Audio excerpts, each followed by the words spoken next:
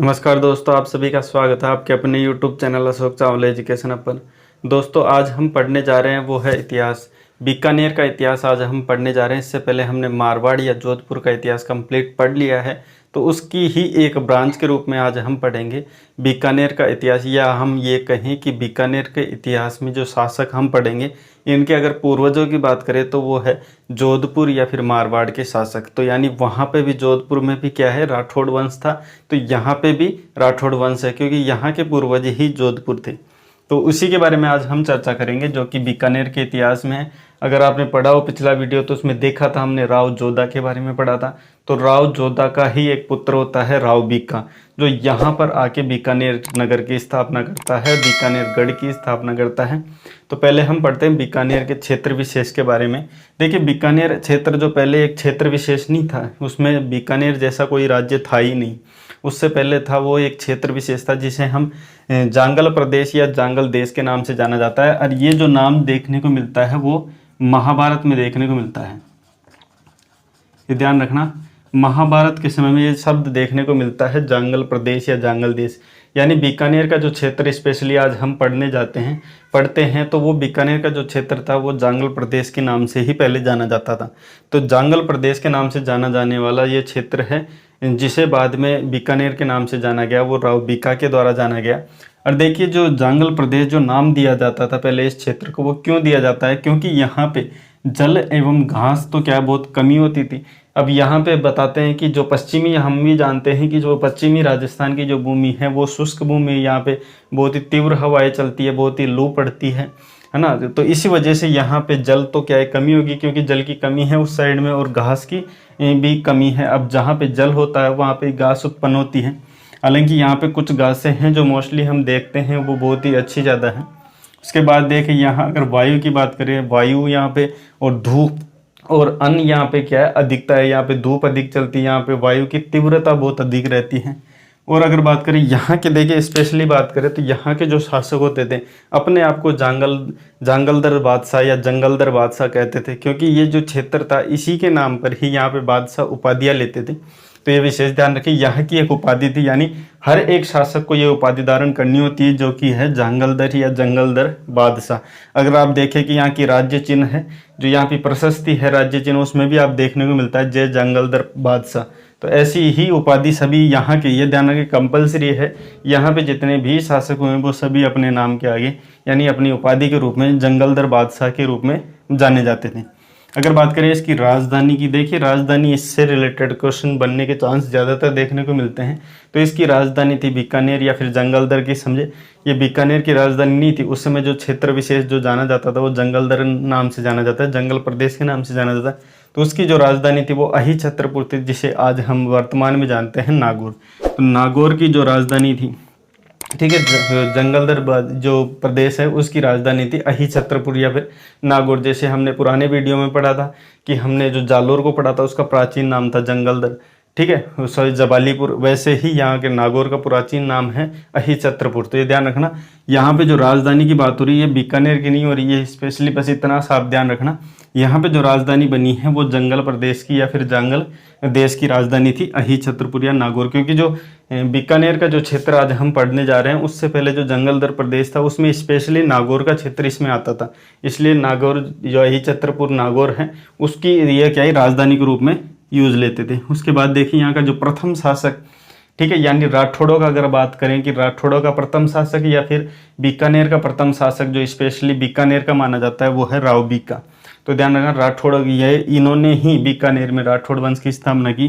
देखिए इनके शासनकाल की अगर बात करें तो 1465 से 1504 तक इनका शासनकाल रहा, ठीक है। इनके जन्म की अगर बात करें, हालांकि ये प्रश्न देखने को नहीं मिलता है, लेकिन फिर भी सामान्य हम पढ़ रहे हैं तो थोड़ी डिटेल्स लेते हुए चलें, इसलिए हम बता देते हैं कि 5 अगस्त 1438 में इनका जन्म हुआ था, और करणी माता के आशीर्वाद से ही ये यहाँ पर आए थे और अपने नवीन राज्य की स्थापना की। देखिए इसमें 2 तथ्य आपको देखने को मिलेंगे कि इन्होंने अपना राज्य क्यों छोड़ा। तो एक तो ये बताते हैं कि ये अपने पितृभक्त थे, यानी पिता की बात हमेशा मानते थे। इन्हें पिता ने बोला था कि आप यहाँ से जाओ और अपना एक नवीन राज्य स्थापित करो। तो इस प्रकार से एक तो यहाँ पे आना बताया गया है।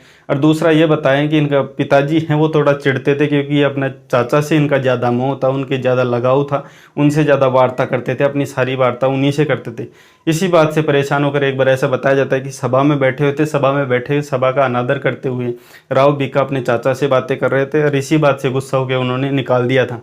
और ऐसा बताया जाता है कि इन्होंने यहाँ पे जो स्थापना की है, ठीक है, जब ये आए थे वहाँ पे जांगल प्रदेश था या जांगल देश था, तो यहाँ पे आए थे ना, तब यहाँ पे इन्होंने आशीर्वाद लिया था करणी माता। करणी माता इनकी इष्ट देवी मानी जाती है, ठीक है। अगर इनकी कुल देवी की बात करें तो इनकी नागणेची माता कुल देवी। अब देखिए आप इस बात में भी कंफ्यूज हैं, क्योंकि कई किताबों में आपको यहाँ की कुल देवी जो देखी जाती है, वो मानी जाती है, वो यहाँ पे करणी माता को माना जाता है। लेकिन विशेषतः देखते ज़्यादा बुक में तो उसमें यही निकल के सामने आता है कि इनकी जो कुल देवी थी वो नागणेची माता है, और इनकी जो इष्ट देवी है वो है करणी माता। जो कि हम देखें कि जो राव रणमल थे, ठीक है, जिनका संबंध बाद में कहाँ से रहता है, मेवाड़ से भी रहता है, तो राव रणमल थे, उनकी ये धर्म की बहन मानी जाती है। उन्होंने अपनी धर्म बहन बनाया, और जो राव जोधा थे उनकी वो बुआ थी।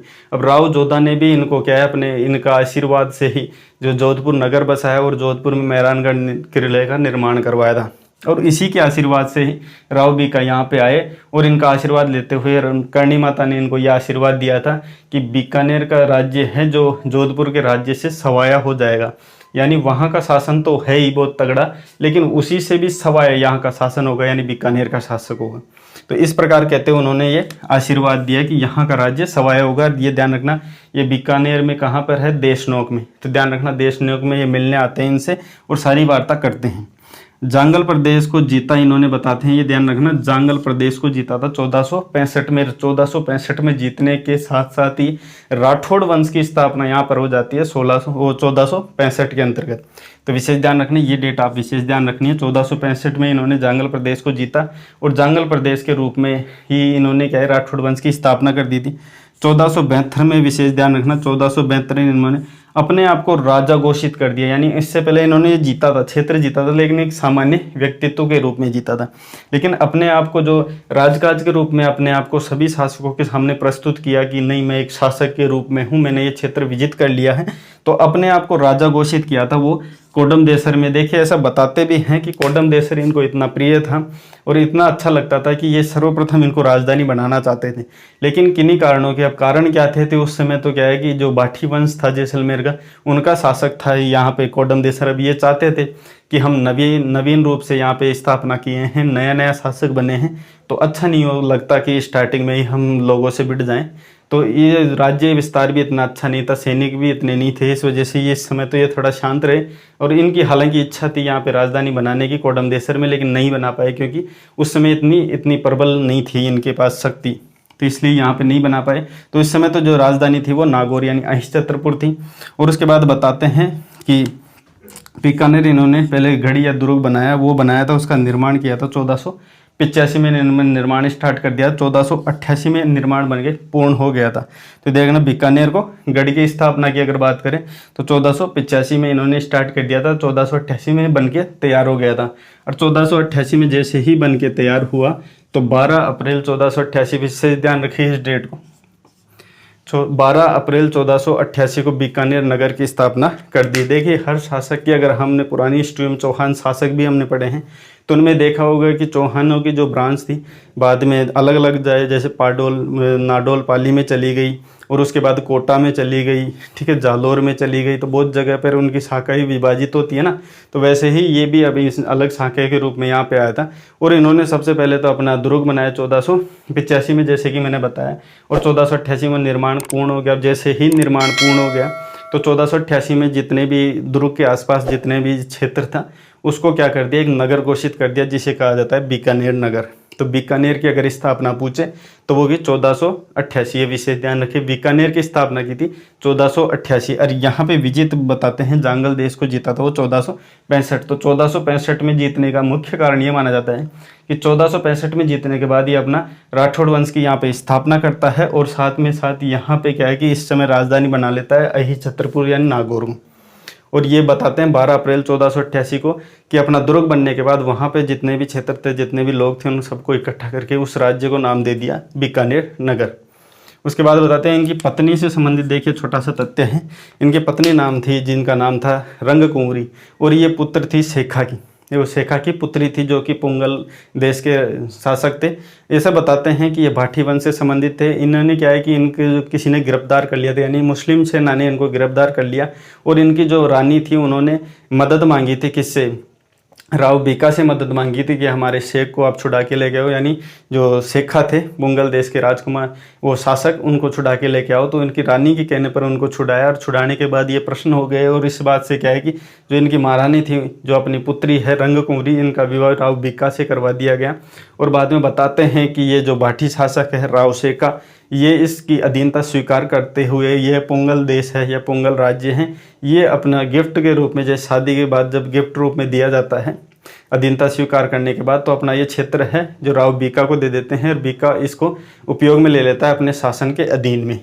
और बताते हैं कि इनके जो विजित राज्य हैं, ये देखिए, हालांकि देखिए इतना इम्पोर्टेंट नहीं है, लेकिन कई बार ये प्रश्न क्या है कि डीप में जैसे मिलान वाले प्रश्न होते हैं उसमें बनने को देखने को मिलता है। तो राव जेत सिरो छंद, ठीक है, ये ग्रंथ है राव जेत सिरो छंद जो बीटू सुजा के द्वारा लिखा गया, उसके अनुसार ये ध्यान रखें, स्पेशली बात कर रहा हूँ बीटू सुजा जिन्होंने अपना ग्रंथ लिखा है राव जेत सिरो छंद, उसके अकॉर्डिंग ये बताया गया है कि इनके द्वारा कौन कौन से क्षेत्र विजित या जीते गए हैं।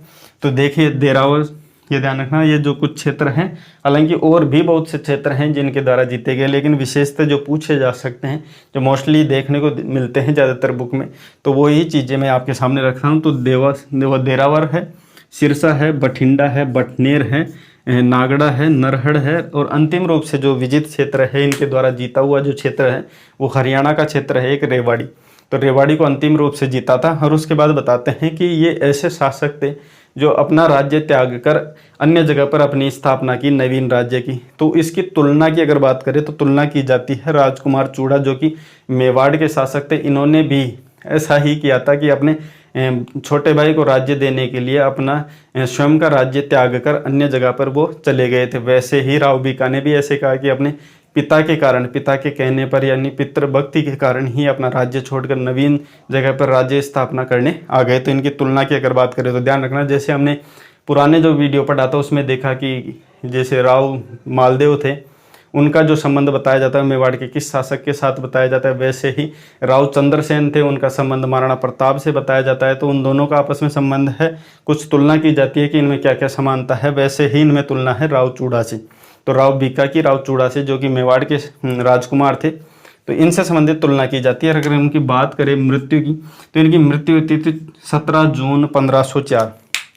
देखिए ध्यान रखना, ये मृत्यु से संबंधित प्रश्न बनने के चांस थोड़े कम है, लेकिन फिर भी आप ध्यान रखें 17 जून 1504 में इनकी मृत्यु हो गई। मृत्यु के बाद क्या है, इनका जो बड़ा पुत्र रहता है राव नरा, वो शासक बनता है। ठीक है, वो शासक इसलिए मतलब ज़्यादा इसलिए नहीं पढ़ा जाता उनके बारे में क्योंकि वो ज़्यादा समय था, यानी हम कहें तो कुछ महीनों तक ही वो शासन। जून में तो ये क्या है कि मृत्यु हो गई थी, जून में मृत्यु होने के बाद राव नरा जो इनका पुत्र था वो यहाँ पे शासक बनता है। और शासक बनने के बाद कुछ महीनों के बाद 13 जनवरी 1505 में बताते हैं कि 13 जनवरी 1505 में उनकी मृत्यु हो जाती है। और मृत्यु के बाद ही उनका शासन समाप्त हो जाता है और उनके बाद उनका जो वो निसंतान मृत्यु हो जाती है, इसलिए उनका कोई पुत्र नहीं होने के कारण, वहाँ पे पुत्र संतान नहीं होने के कारण वो नई शासक नहीं बनता है। और उनका ही एक छोटा भाई होता है राव नरा का छोटा, यानी इनका ही राव बीका का एक पुत्र होता है छोटा, वो नवीन शासक बनता है, जिसके बारे में हम डिटेल से कल पढ़ने वाले हैं। हालांकि आज हमने ये हम आधार रूप में पढ़े हैं, जिसमें बीकानेर से संबंधित, जांगल देश से संबंधित पढ़े हैं, और प्रथम शासक जो इनकी स्थापना करने वाले हैं राव बीका, उससे संबंधित जाने हैं। इनके बाद जो नवीन शासक बनता है उसके बारे में हम नवीन चर्चा करेंगे कल के वीडियो में। अभी के लिए इतना ही। वीडियो हमारा कैसा लगा, वीडियो अच्छा लगा हो तो वीडियो को लाइक, कमेंट और ज़्यादा से ज़्यादा अपने दोस्तों में शेयर करो। तो दोस्तों अभी के लिए इतना ही, मिलते हैं कल नेक्स्ट वीडियो में। वीडियो देखने के लिए आपका बहुत बहुत धन्यवाद।